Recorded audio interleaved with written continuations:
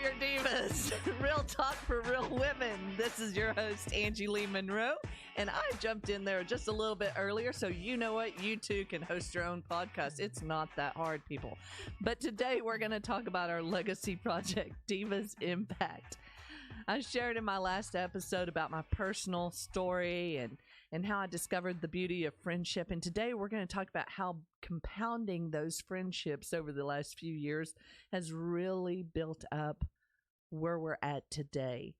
See, a few years ago, like I said, I was working on staff at a church, and I had a team of administrative assistants, and I mentored at the church. And our church was going quite well. It was growing in numbers each week, and our staff was huge. And there's a lot of people that think working at church is glamorous, you know, especially if you're in that Christian world. You think, oh, the best job on the planet is just working for the church. And let me just tell you, there are real people with real issues that work at the church and come to the church. You know, I used to leave my purse sitting on the counter with my husband and tell him to watch my purse. You know, he'd go, we're at a church. I'm like, sinners come to church. You're a sinner. I'm a sinner. There's other sinners that come to church. Watch my purse. You know, things happen. We can't be naive, so to speak, just because we're in a church, right? So I was over a team of admins that I mentored while I was on staff there. And our key phrase was that we were all about people. And I loved that because I was just learning to like people at that time. So it really helped me stay focused. But what I was realizing was this team of admins that I was over and mentoring, and they were worn out. They were constantly doing events to make sure the needs of the congregation were being met. And quite frankly, they weren't feeling like the church was all about people. So each morning I would come in a little bit early and I'd get on my email and I'd send out what I called a little daily diva, right? It was a little morning motivation. It had a verse, it had a little chapter, small paragraph of things, and it had 3 challenge questions for them to just kind of get motivated, be encouraged, and feel good about their day as they stepped forward.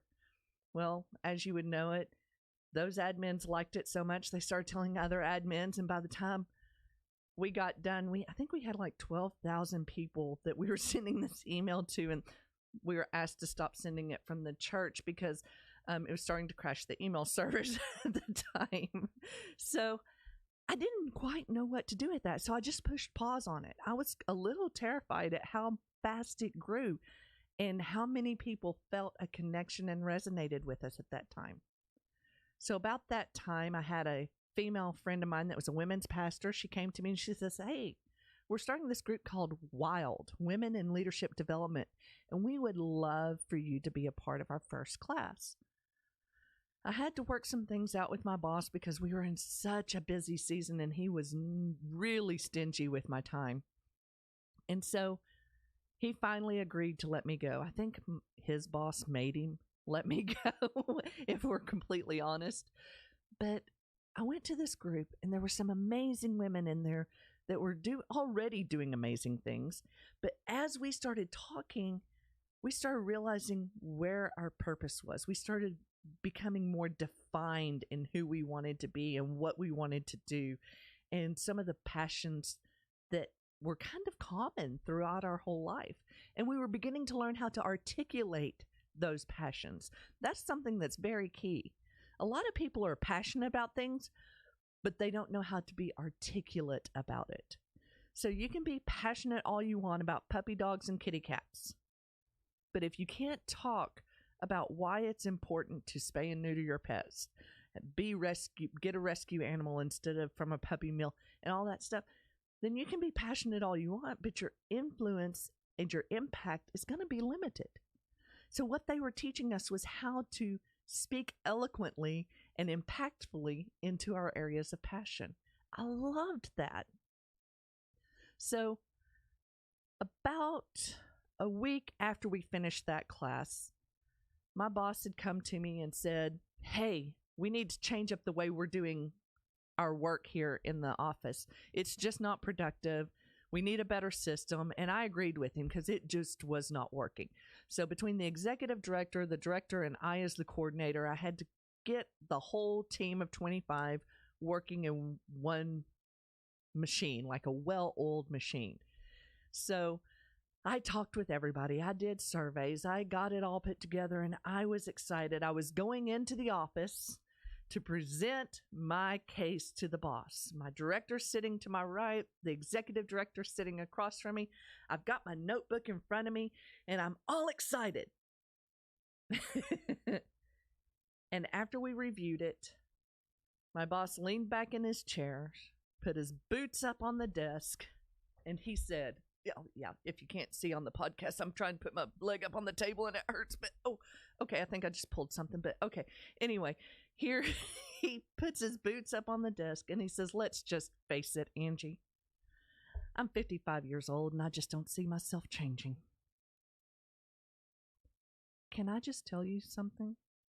Months leading up until that time, I was miserable coming to work.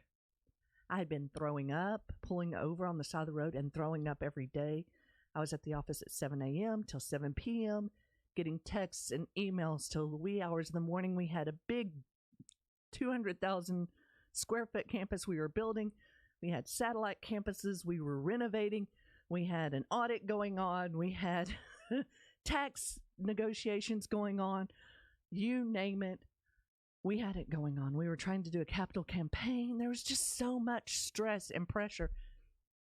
And when he said that, it was like a weight had been lifted off my shoulders. It was literally like somebody had reached down from the heaven above and went, you are free, you know? And I guess my demeanor changed because the director that had been sitting next to me had been quiet the whole meeting, immediately went into panic mode.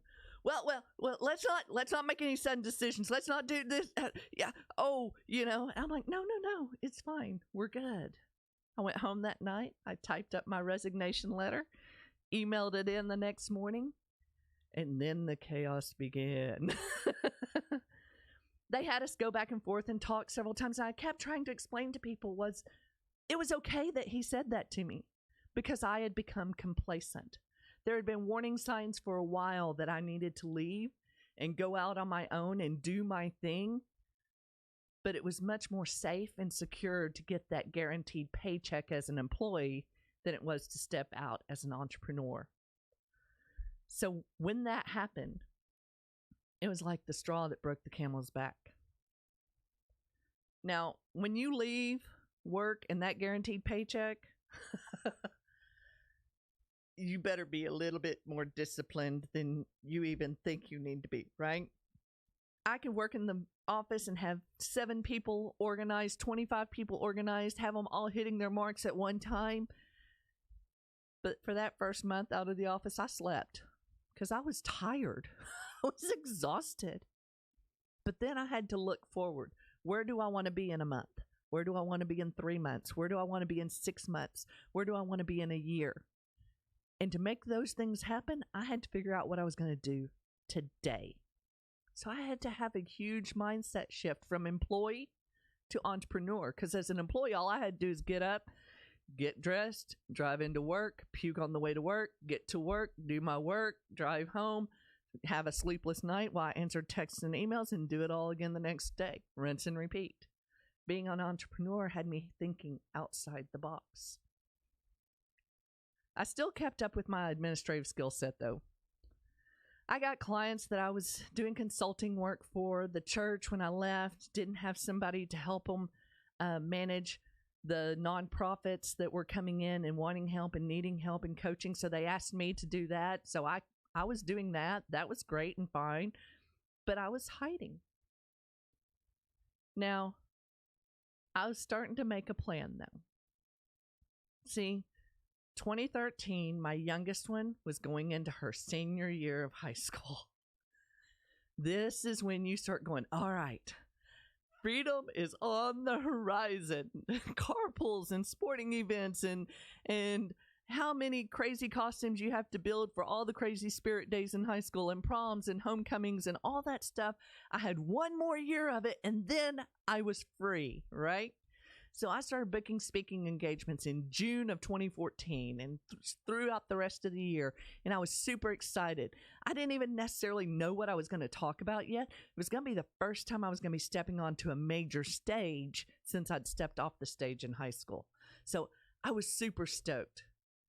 I was still volunteering for our women's ministry at the church. We had about 4,000 women that gathered 3 to 4 times a year, and I managed the team of volunteers that took care of those women. I was super excited about that, but on the other side of it is I was tired of it. I was really kind of over it. I'd been doing it for 9 years. So August 1st, I had lunch with my friend Carrie. As we had lunch that day, she was listening to me talk about my hopes and dreams for divas. And she said, I think you might need to put Pink down for a little bit. That was the ministry I worked for. I said, I was starting to feel that myself, but I'm not quite sure how to unravel myself from that world. She goes, I really think you need to put Pink down. She goes, think about it, pray about it. We'll talk later. So I left, and I have another friend, Karen, who had been starting to build divas with me. She was editing and getting all the articles together for our magazines and all of that stuff. So I called her on my way home. I'm like, you would not believe what Carrie Gantz said to me. And she's like, what? I said, she told me she thinks it's time for me to put Pink down. She goes, oh my God, thank goodness. I knew you would never let go until someone gave you permission to.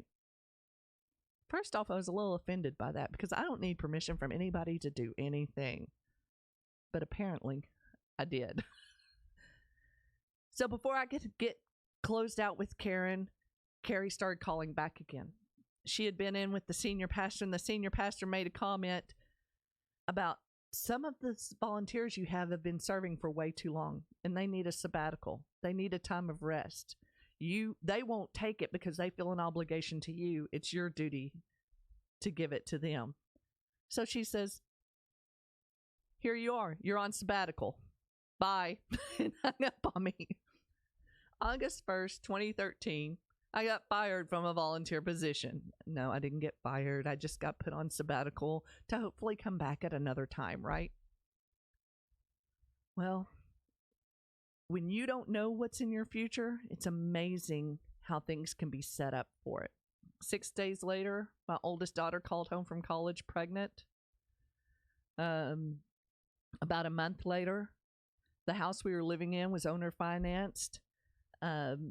Something fell through with the owners, and the house we were living in was now being taken away. So we had to be out by October 29th. That same day was the day that my son and my fake son came home and told us they'd joined the Army and were leaving 2 weeks apart from each other, October 29th and November 8th. And oh yeah, that was also the day that my daughter found out that the baby she was carrying was not just one, it was 2. It was twins, yeah. Talk about a hyperventilating moment in the sonogram room. So here we were, daughter coming home from college, pregnant with twins, son's moving off into the Army, youngest daughter going into her senior year of high school, homeless, having to move in with my parents. That's a real bummer. My parents are great. Yeah, we've had on again, off again, hurtful things we've all said and done, but that's family. That's just real life, right? Well, March 2014 came around. The twins were born. My daughter experienced some postpartum. One of the babies was not doing so well health-wise and had some health issues. So I thought what is going to be a short 6 to year-long sabbatical was still going on in October of 2014. And I didn't quite know how to reconcile that with myself until my friend Carrie came to me and said, hey, I'd like you to just come to my conference. I'm like, I'm not doing any conferences right now. I'm not volunteering. I'm on sabbatical. I was so used to people coming to me for what they needed from me that I didn't even recognize that she was just asking me to come, to just rest, to just be there and connect, right? So I show up at her conference in January of 2015. Remember, I'm just a participant. I was feeling quite good that day. God had pretty much ended my sabbatical on December 31st. I was already starting to look at things to get connected to and do and all that stuff. And Carrie goes, hey, we want to do social media stuff on the screen. And then the other girl goes, yeah, we want to do the hash brown thing. I'm like, hash brown? You mean hashtag? She goes, whatever it's called. We want to do it on the screen and let people post about it and see it on the screen. Can you help us with that? I'm like, sure. So I whipped out a tag board for them, did all that stuff. Well, the MC couldn't wrap her brain around how to explain it. So she asked me to step up on the stage and help her explain it. No problem. Got up there, did that, stepped off the stage. A few minutes later, I hear her say, ladies, we're about to have worship time. If you'll just stand up, you're about to be led into worship. Wasn't exactly that, but that was kind of the gist of it. And out on the stage steps Al Denson. Now, Al Denson was playing music the very first time I really had an urge in my spirit as to what I was supposed to be and how I was supposed to go with life, right? That I was supposed to have a voice to reach the nations. So I was floored. And he comes out and he says, is that how a guy gets introduced at a women's conference? And I said, nope, I got this. I grabbed that microphone. I stepped back up onto the stage. And I said, ladies, I'm going to tell you, the very first time God whispered into my heart what the plan and purpose for me was and the impact that I could have onto this world, it was to the soundtrack of Al Denson playing keyboards.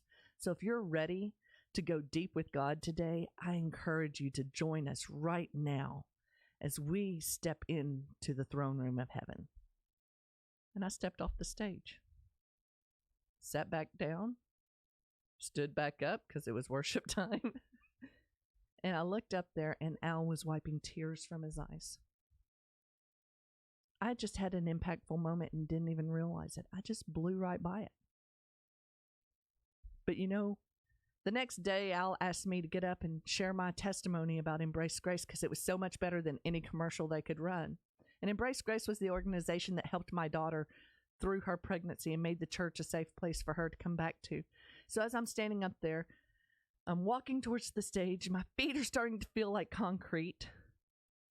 I'm a little hyperventilating, and I share the next 3 minutes the story of my daughter and how not only did my daughter as a baby save my life, but how 2 babies saved my daughter's life. And I felt in that moment something come alive in me. I felt something so empowered in me, like dead bones coming to life, like my skin coming back onto my body again. And whenever I stepped off that stage that day, I knew there were other women out there that I had to go get who were missing out on the calling and the purpose for their life. And that's why we started Diva's Impact. Now, a friend of mine was having a conference in March of 2016, asked me to be the MC. And my Divas team, we were managing all the back end of it and everything. And we launched Diva's Impact March of 2016 in Grapevine, Texas. And you'll hear about it. We have our conference coming up later on this year. It's going to be in that same hotel where we launched. It's exciting. But that week of March 16 to 400 women, we pushed out Diva's Impact. And let me tell you, at that moment, woo, it was on like Donkey Kong, okay? In just 3 short years, our social media influence has grown to over 90,000 followers. I've spoken in multiple states across the United States. I've spoken in Canada. I've spoken in England. You know, this is something that has opened so many doors and has filled such a void in so many lives. You've got our online magazine that we've done a couple editions of already. Our next one is coming out. It's going to be printed. We have the Warrior Divas podcast that you're listening to today. And, you know, who we are and what we do is so important. So when I go to business networking events and things like that, so many people are kind of turning a deaf ear to women empowerment right now because they're so sick of hearing it. But here's what I tell people that Divas Impact does. I tell people that we empower and equip a global community of women change agents to make a positive impact on the world we live in. We do that by helping them find clarity, overcome obstacles, and encounter even more opportunities. And here's the thing. When they ask me for more, I let them know that DIVAS is an acronym of our 5 foundational blocks. D for Destined. We seek out women who know what their calling is on their life and are walking boldly and confidently in that calling on their life. They know that there's a plan and a purpose for them to be prosperous and free from fear. And we embrace those women, but we also challenge those women to reach out and help others be able to walk boldly and confidently so that they can believe there is a future out there for themselves. I is for inspired. We want to know who inspires you, who and what inspires you. It may not even be a who, it may be a what. It may be beauty around you that you see that inspires you each and every day to keep moving forward. What is that? And how can you help pass that forward to other people? V is for victorious. Yesterday you heard me share that I don't share my story from a point of victim. I share my story from a point of victorious. You know, my mission is to help women walk in victory. I don't want them to walk with a victim mindset. I don't want them to walk sharing their story from a point of pain. I want them to share their story from a point of victory. We have A is for accountable. Now, I told you about my friend Kim on the last episode. My friend Kim was an amazing accountability partner when it came to work, when it came to buying the right gifts for my family and all that stuff. My friend was not the best accountability partner in the gym, okay? We would get on the treadmill at the gym, and I'd say, okay, how much do you want to do? She goes, I want to do 10 minutes, and I want to go at this speed. And we'd set our treadmills, and we'd get going. About 2 minutes in, she'd go, I'm really done. And I'm like, nope. My personality is more of a D personality. And I'd go, nope, left foot, right foot. Come on, you said you want to do 10 minutes. We're going to keep walking 10 minutes, right? Now, I have off days. Some of you may believe that. Some of you may not. But I do have off days. I'd get on the treadmill. It'd be my turn to pick. I'd say, I want to go 10 miles, whatever it is. And about 2 miles in, she'd go, how you feeling? I'm like, I'm really not feeling it. She's like, great, let's go get chips and salsa. I had to realize that accountability partners don't always work for every area of your life. So now I help women find the right accountability partner for them, for whatever they're working through. And I'm building up teams of other women inside our organization that can be great coaches in those areas that maybe I'm not so good at. And maybe you resonate better with these other coaches because we have a organization that doesn't compete with each other. We are building almost like a co-op of businesses and women and coaches and consultants that can help you get where you want to be. Now, S is for sisterhood, because here's the deal. When I was in the military, I've already told you I was not a very good female soldier to other female Navy people and sailors and soldiers, and I just wasn't a good one. But let me tell you, I am now. You mess with one of us sisters, you're going to get us all. That's the way it is. No qualms about it. And we are an organization that you cannot turn a deaf ear or a blind eye to, because we are shifting the atmosphere. You won't necessarily see us, you won't necessarily hear us, but you will feel us and what we're doing in the atmosphere around you. Now, it's called Divas Impact, so we can't leave out the word impact, right? This is my legacy project because I want this to be a ripple effect that goes multiple generational lines deep. Say that how many times real fast?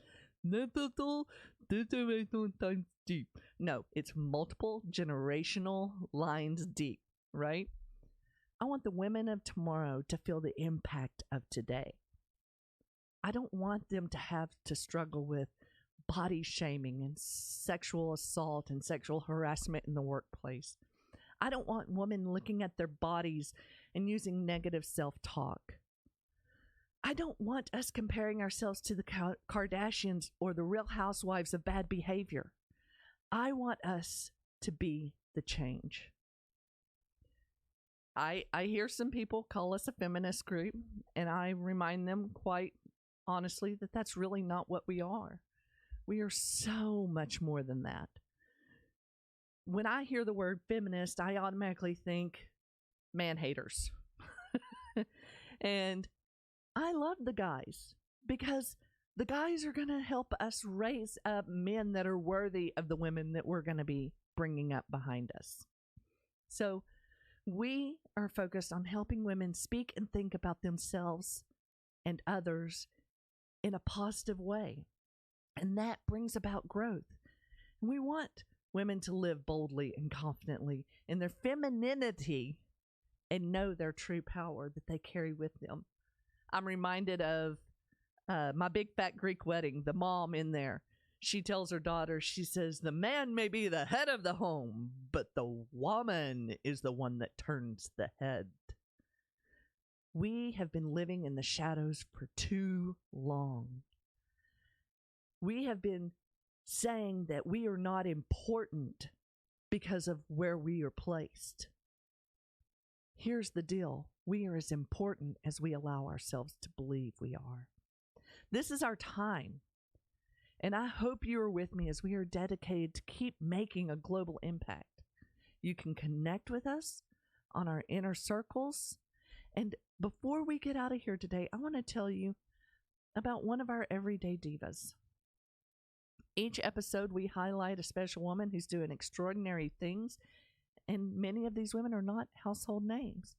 But Carrie Gant is our everyday diva this month, this episode, whatever we're doing this on. And I met her in Wild. And she is the significantly solid one in my life right now.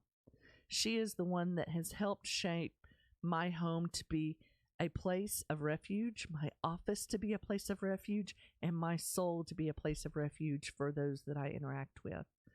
She has an amazing design ability. I could look at 1,000 magazines and never come up with what she comes up with.